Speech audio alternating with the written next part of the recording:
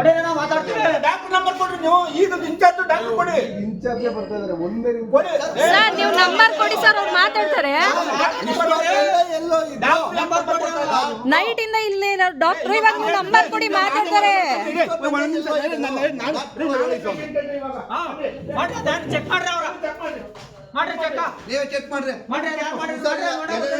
Check ಮಾಡ್ರಿ. Bill ಕಟ್ಟಿ ಮಾಡ್ರಿ.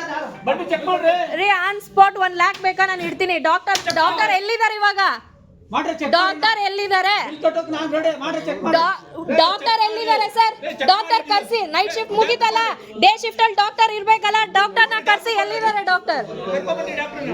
ಸರ್, ಒಬ್ರು ಬರ್ಲಿಕ್ಕಿಂತ ಮುಂಚೆ ಇನ್ನೊಬ್ರು ಹೆಂಗ್ ಸರ್ ರಿನ್ಯೂವಲ್ ತಗೊಂತಾರೆ?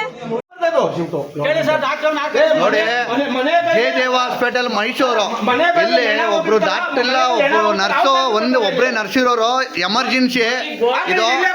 ಇಲ್ಲಿ ಎಮರ್ಜೆನ್ಸಿಲಿ ಒಬ್ಬ ಡಾಕ್ಟರ್ ಇಲ್ಲ. ಆಲ್ ಪೇಷಂಟ್ ದಿನನಿತ್ಯ ಒಂದು 5 ಜನದಿಂದ 4 ಜನ ನೈಟು, ಇವತ್ತು ನೈಟು ರಾತ್ರಿ 12 ಜನ ಸತ್ತಿರ್ತಾರೆ. ಇದಕ್ಕೆ ಜಿಲ್ಲಾ ಉಸ್ತುವಾರಿ ಸಚಿವರೇ ಮತ್ತು ಟ್ರನ್ಸೆಟ್ MLA ಒಳ್ಳೆ ಮಾನ್ಯ ಮುಖ್ಯಮಂತ್ರಿಗಳೇ ಮತ್ತು ಆರೋಗ್ಯ ಸಚಿವರೇ ಇದ್ರ ಬಗ್ಗೆ ಮಾತಾಡ್ಬೇಕು. ಜಯದೇವ ಹಾಸ್ಪಿಟಲ್ ಮೈಸೂರಿನಲ್ಲಿ ಇದ್ರ ಬಗ್ಗೆ ಯಾವುದೇ ರೀತಿಯಾದ ಇದನ್ನ ಕ್ರಮ ತಗೊಳ್ಳೋರು ಯಾರೂ ಇಲ್ಲ.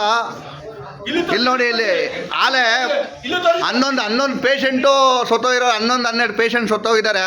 ಇದಕ್ಕೆ ಹೇಳಿ ಒಬ್ಬರಲ್ಲಿ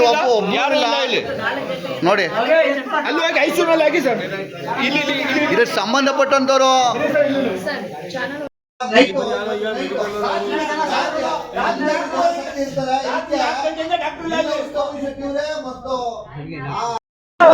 ಮಾತಾಡಿ.